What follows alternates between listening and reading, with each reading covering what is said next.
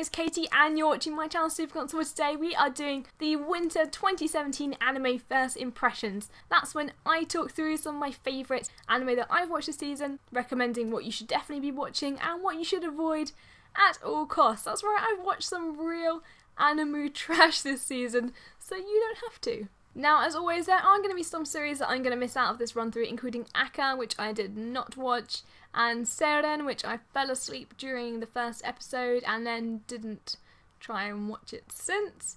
Like my previous first impressions videos, I'm not going to be talking about continuation of series like Ao no Exorcist or Gintama, mainly because I haven't finished watching those yet. However, I am going to be talking about Chaos Child, mainly because I didn't realise that it was a sequel and I'd already endured a whole episode, so we're going to talk about it. Before we start, if you are into anime and want to talk more about it, I do have a Kitsu account which you can find linked to right here.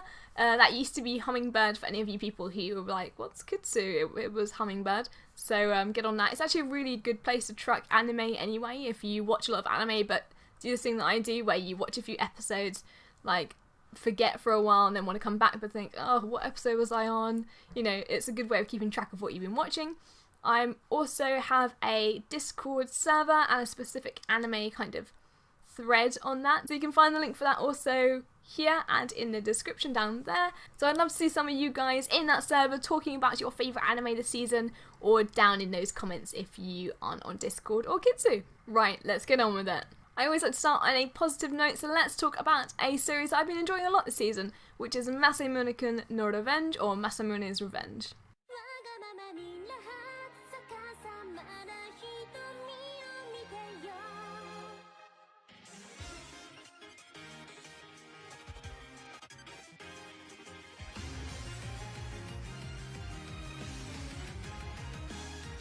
It's by Silverlink, who you may remember from Tanaka-kun wa Itsumo Kadaruge last year, and follows the story of Masamune Makabe, who was teased in his former chubby youth by a rich girl called Aki Adagaki, with a real tsundere personality and a tongue twister of a name. Seeking revenge, Makabe decides to beef up and work on his self-improvement, transforming himself into an incredibly narcissistic, albeit good-looking high school boy. With the help of Adagaki's maid, Yoshino, Makabe plans to slowly make Adagaki fall in love with him, only to break her heart. But of course, you can see where this is going.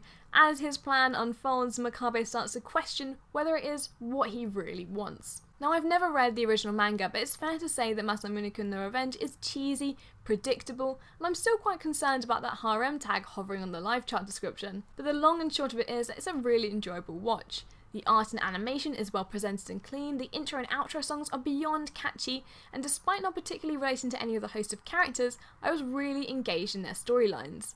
Makabe may be a bit of an ass, but he's a goof too, believing he can make girls go weaker than these by reciting cringy lines from shoujo manga.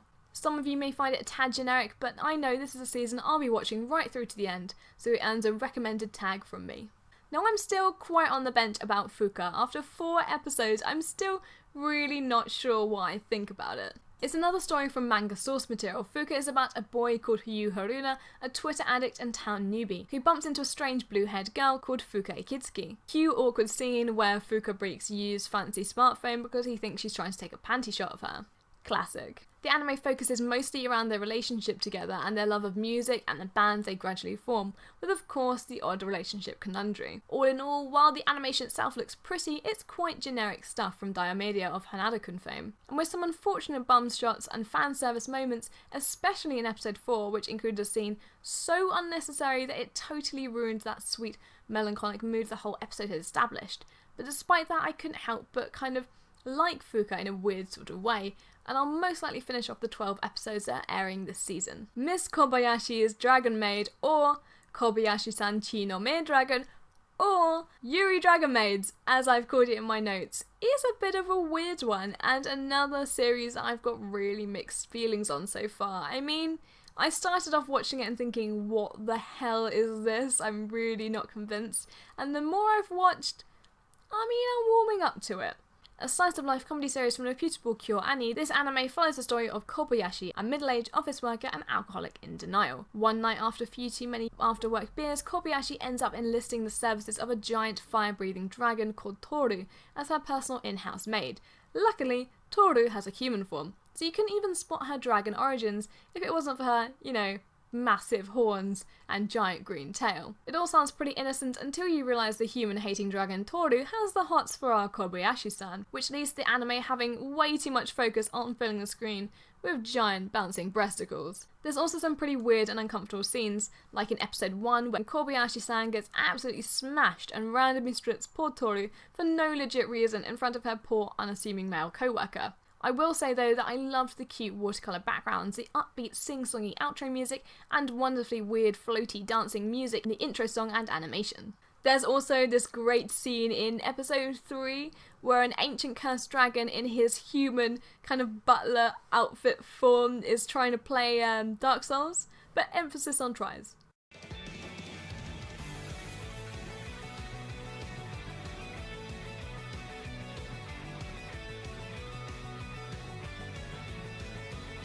Kuzuno Honkai, known as Scum's Wish, wins the award for my favourite intro song of the season, a tune called Uso no Hibana by Kuroneko, which you need to listen to right now. Lurch's adaptation also wins a lot of other awards in my book, mainly for its absolutely gorgeous, dreamy art style, which feels very much like a manga come to life, which I guess is exactly what it is. But the story is totally gripping too, originally by a female mangaka called Mengo Yokoyari. It's a twisted love story and an interesting concept following two students who are dating called Hanabe and Mugi. But despite what the outside world may think, they're neither a real couple or truly happy.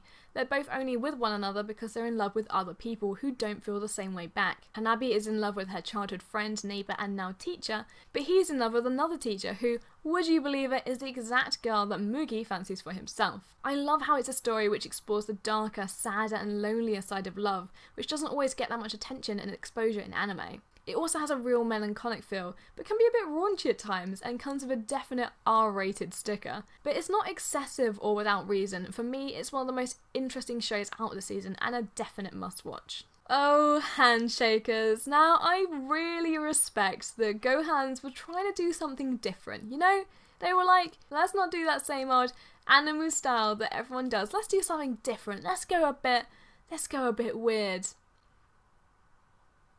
It didn't work. It didn't work at all. Gohans were really trying to go for something interesting, different, and rather experimental with their art style, playing with interesting, almost Hollywood-style filmography angles and shots, but it just doesn't work for anime, and the CGI is just gross. There's really nothing to like about Handshakers at all. In terms of plot, it's going for that whole fight for your life thing we see so often these days, following two soulless and unlikable characters who have to hold hands or one of them dies. And by doing so, they summon Nimroids, weapons created from their psyche, in order to fight other Handshakers. A lot of airtime of the first episode felt absolutely pointless, with the same shots and scenes being repeated over and over, and some rather grotesque fan service involving random side characters that don't even get a real introduction. Now, it sounds like I'm being super harsh, but I will say that a flashy and interesting visual style just doesn't make up for what is essentially a really lacking viewing experience. Demi-chan wa Katarita, or interviews with monster girls from anime studio powerhouse A1 Pictures, really grew on me in the 4 episodes I watched of it. While it starts off in a classic high school setting, the story is set in a time where Aijin, or demi-humans, are slowly becoming accepted into human society, but they're still pretty rare to see. Our protagonist Tetsuo Takahashi is a biology teacher who is interested in researching demis, and luckily for him, 4 demis happen to pop up at his school this semester, including a vampire, a Dullahan, a snow woman, and a succubus. Just as the title suggests, Takahashi-san proceeds to interview them about their habits and lifestyle. It's a light-hearted comedy at heart, and while often it does feel like it's going down some rather awkward and daunting teacher-student relationship kind of things, it hasn't been there yet.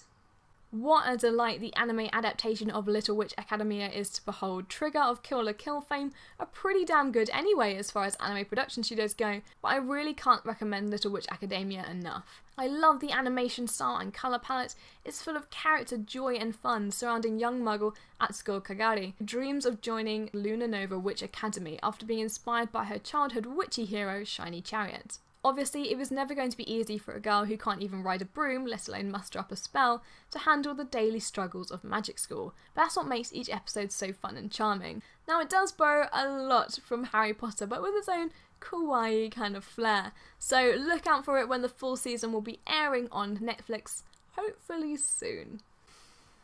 Yojo Senki. otherwise known as the Saga of Tanya the Evil in the English version. Now, I did not get on well with this at all, to the point where, in all honesty, I've already completely dropped it. You know, I'm not giving it another chance. I'm done with it. But let me tell you a little bit about Tanya the Evil. It's about a small blonde-haired and blue-eyed military sorcerer called Tanya, who in actual fact is a mean old salaryman who was reborn after pissing off someone who called themselves God, obviously. While magic and military should be an interesting concept, think Shumatsu no Izetta, Yojo Senki is just pretty damn boring. Well, in my opinion anyway. Tanya is completely overpowered with zero personality and generally isn't likeable, not even in a evil but cool kind of way. The sideline characters are equally dull, and the other main female role just comes across as stupid and helpless in comparison to the all-empowering Tanya. I don't know, I just really didn't like this one. Not even the art style was appealing. Their eyes were all too big and they all looked a bit weird, the girls anyway. I just didn't get on with it. Maybe if the concept sounds interesting to you, you should give it a try, but for me, no. There's only been one episode of The Ancient Magus' Bride so far, a series by Wit Studios who you'll know and love from Attack on Titan and Cabaneri of the Iron Fortress. And I have some real mixed feelings on it. Again. So the story originates from a manga and it's about a girl called Chise Hattori who's adopted by a Magus, a magician with an animal skull head who wants to teach her the ways of magic and one day make her his wife. Right, let's pause here. Let me read you the notes I made while I was watching it, okay? Badly drawn manga girl pretends to be Harry Potter with her dog Sirius, intends to marry dead sheep and lives a little Bo Peep. That rhymed. Also features London and a Studio Ghibli no-face imitation. And okay, while I was being quite harsh there, I will say that that's definitely what Ancient Magus' Bride is trying to do. It's trying to capture that essence and spirit of Studio Ghibli and what makes it so special and kind of otherworldly. But it just doesn't quite get there, not in art, animation, story, or tone, nothing. It's nothing like it. No. I don't know. I'm going to be watching episodes 2 and 3 in any case and see where this anime goes. Whoa, okay. Chaos Child. So, as I mentioned at the beginning, I did not realise this was a sequel at all. So when I watched the first episode and I realised that it was recapping the events of Chaos Head, I was a bit like, okay, is it all going to be this random and weird and so fast-paced? And I don't know, it's a real mess. It's a real mess. Child takes place 6 years after the event of Head and follows the supernatural and downright gory deaths that occur in the Shibuya area of Tokyo. It has a real foreboding and creepy feel to the whole anime, but it's just not for me. And okay, right, normally I am super okay with gore. Like, I have watched all of the Park Chan-wook revenge series, you know? I am okay with it, but not this. Chaos Child just fell all over the place. It's another anime by Silver Link, who we've talked about already this season with Masamune-kun's Revenge, but it's just not even the same league for me. So no, I've dropped it. But maybe if you've already watched Chaos Head, you could make some kind of sense of this, and maybe even enjoy it. But again, not for me. Onihei. Now this is an interesting one, and an anime I really haven't heard many people talking about. Probably because its English description on my anime list sounds pretty dull, and its poster really doesn't do anything to capture the spirit of the anime at all. So Onihei is a historical anime set in 1783 during the Tenmei era, a time any Japanese history buff will remember for its big old famine. Heizo Hasegawa is a feared chief officer against crime and arson, mainly because he's a big fan of good old torture, and is called Oni no Heizo, aka Onihei, by his opponents, which literally means demonic Heizo. In the first episode, we meet Kumehachi, a thief who has recently been imprisoned by Heizo, who pledges to change his ways, join Heizo's team, and discover who is behind a string of recent violent robberies, including rape and murder. It's pretty dark in tone without feeling grotesque or overly morbid, and I really liked how authentically historically Japanese it felt. But what really stopped me from getting into Onihei was its mixed presentation. The character style perfectly suited the samurai feel, but there's a serious reliance on CGI background animations and characters, which honestly looked dreadful, and it seemed like someone had hammered Ctrl-C too many times in most busy scenes. It doesn't help that most background scenes are also pretty stark, which makes the army of CGI clones lurking behind the main characters even that more obvious. I'm sure it's all down to a tight budget, but it's a real shame because for me, the presentation of the anime as a whole really let down what otherwise should have been a really interesting historical anime. I'm going to give it another chance and watch a few more episodes, but I'm not too sure about this one. So a lot of you will have already heard of Akiba's Trip before. You know, it's that crazy game where you rip clothes off people to expose their skin and kill them, obviously. Well, now it's an anime. made by none other than Gonzo, who are famous for their Hellsing series. And it's okay. The actual look and style of the anime is quite nice and clean, but I just don't see how the premise of the anime is going to stay interesting for a whole season. Even if you're into it and love the game, the comedy is going to start wearing thin at some stage. My favourite scene so far probably has to be in episode 1, where the main character Tamotsu instantly trusts a woman with his sister's life, under the premise that they liked the same figures, and therefore have the same souls. It's that kind of deep level stuff. But maybe you just enjoy mindlessly watching an anime set in the colourful streets of Akiba where Lolita girls get their outfits ripped off with the odd quip. I don't know. But it's not for me. And there we are. That is my run through of all the anime that I've watched this season and my personal thoughts. Let me know any anime that stood out for you, any that you hated. Maybe you enjoyed Chaos Child. Maybe I'm being really unfair. Maybe you loved Handshakers and can't get enough of that stuff.